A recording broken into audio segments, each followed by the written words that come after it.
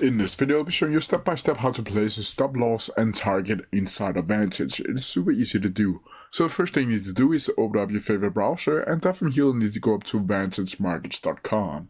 Once from here, you'll simply need to log into your account.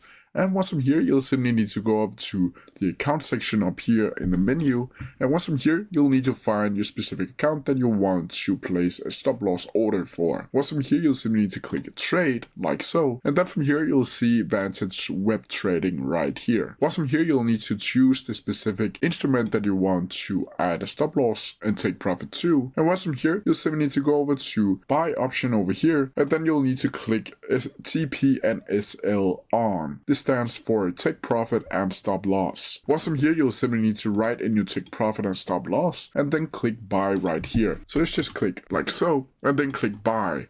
Then from here, you'll simply need to click confirm like so. And as you can see, the order filled right here and order submitted. And then you'll be able to see it down inside of your positions tab or pending orders. But that's how to do it. If you have any questions about it, please leave them down in the comment section below and I'll try my best to answer them as quickly as possible.